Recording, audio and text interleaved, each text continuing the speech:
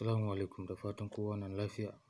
Ni ne nan naku nan dai Right Comrade Hanafi Saidu. Wannan dai ɗayan nan dai da kuka sani da in Allah ya yarda babu irin shi a gaba ɗayan faɗin jihar Neja. Ni ne nan naku nan dai political commentator da kuma social activist. Ko akwai wanda ke irin gwagwarmayar da muke yi ne sai a kawo mana shi. Jama'a magana ce people before profit. Wato ni loyalty ina ana iya saya ne ko kuma ina iya miƙa, yana da tsada loyalty ina. Ba kuɗinka bai isa ya sayi loyalty ina ba. Cancanta ne kawai zai iya sa in baka loyalty ina. Wato abin da nake so mu tattauna, ina so mu kewaya mu zaga mu duba ƙwaryar jihar Neja.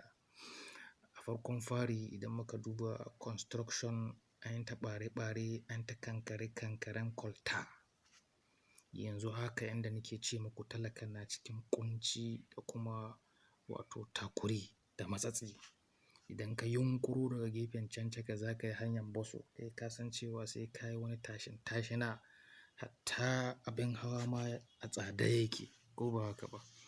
Wato na ga wani posting ne ɗaya daga cikin wato muƙarraban shi Your Excellency, His Excellency Bago. Wato yake cewa ai idan Bago ya fito second term zai wuya a masa adawa. Idan Bago bai yi abin da ya kamata, ni ban ga dalilin da ya sa ba za masa adawa ba. Ban ga dalilin da ya sa ba za masa adawa ba. Wato abin tambaya, akwai constructive criticism da muke da shi a karan kanshi Bago. Akwai su, suna nan a ƙasa. Na farkon fari nan kusa gare ku zan haska maku hotuna ku gani. Kalla da kuma kalla. Wato wannan project road construction ɗin da kuka gani ana yi, wato tambaya ne, challenge ne nake ma gwamnatin Bago, gwamnatin jihar Neja, wato regime na Bago cewa don Allah a fito a gaya ma mutane menene percentage na progress na wannan project ɗin. An zo ana yi amma mun ga shiru. Yanzu ina so in tuna mutanen Neja cewa idan an manta mu fa sani fa wannan tenure ɗin fa ya kai rabi ko. Shekara 2 ne da wasu ababe yanzu. Yanzu ana maganan saura shekara 1 da wani abu ko kuma shekara 2 ma dai approximately. Yanzu ya kamata a fito a gaya mana menene percentage project na wannan, menene wato percentage sun kai ga commissioning ne ko koya. Ya kamata a ce an fara commissioning wasu projects. Ya kamata a ce mun fara ganin impact na farko kenan. Na biyu, rance-rancen da ake yi wani model ne, wani tsari ne ake da shi akan yanda za a repaying back. Na biyu kenan. Na uku duk under constructive criticism ne fa.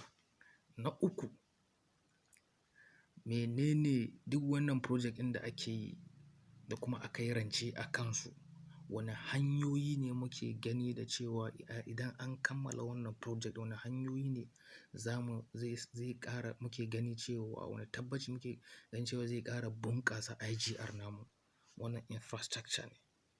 Wane hanyoyi ne muke gani zai ƙara bunƙasa. Wato muhallin shahid abin da ya sa nake wannan bidiyon, ina son matasa ku gane abin da ya kamata a ce kuna hura wuta a kai.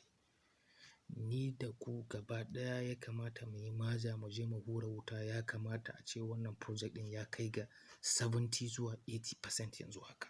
Yanzu ya kamata a ce an fita daga sabgan titi ne. Yanzu an shiga wani sabga ne fa daban fa. Ya kamata a ce an shiga wani sabga ne daban. Idan ba haka ba, yawan rance-rance wanda har PDP ta danna warning, ta hura wuta da cewa rance-rancen nan da ake a jihar Neja yana yawa, yana over.